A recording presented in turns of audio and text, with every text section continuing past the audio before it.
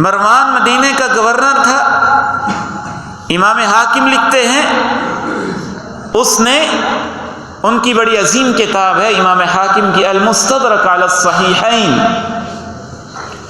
لکھتے ہیں کہ اس نے امتحان لیا جناب ابو ہریرہ کا، کیونکہ ان کی کہی ہوئی باتیں کہ اللہ کے رسول نے فرمایا اسلامی ریاست کا قانون بنتی جا رہی تھی، وہی قانون تھا جو اللہ کے رسول نے فرمایا.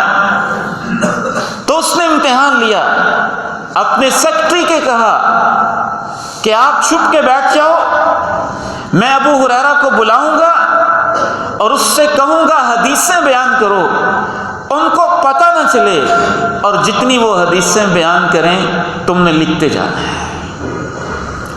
مروان کا سیکرٹری آ گیا. مروان نے بحیثیت گورنر مدینہ سیدنا ابو ہریرہ کو طلب کیا، کہا حدیثیں بیان کیجئے.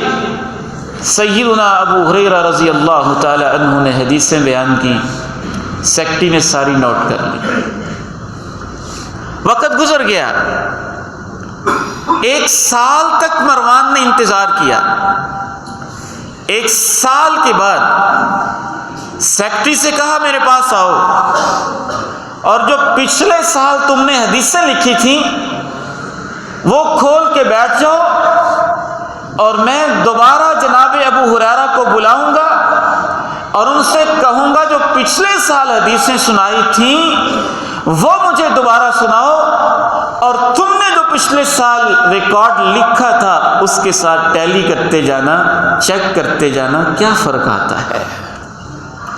سیکرٹری کو بٹھا دیا، سیدنا ابو ہریرہ رضی اللہ تعالی عنہ کو بلایا اور ان سے کہا جو پچھلے سال حدیثیں بیان کی تھیں وہ ذرا دوبارہ تو سنا دیں.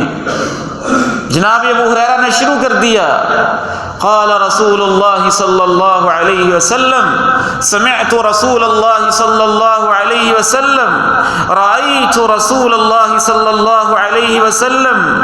اللہ کے رسول نے فرمایا، میں نے اللہ کے رسول کو دیکھا، میں نے اللہ کے رسول علیہ السلام سے خطبہ جمعہ کے اندر سنا، میں نے اللہ کے رسول سے فلاں موقع پہ سنا.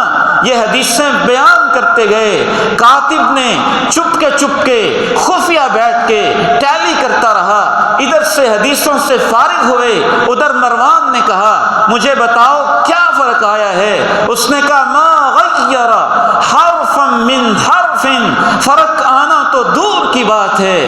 ابو ہریرہ نے جو پچھلے سال حدیثیں سنائی تھی اس میں ایک حرف کی بھی تبدیلی نہیں کی ہے.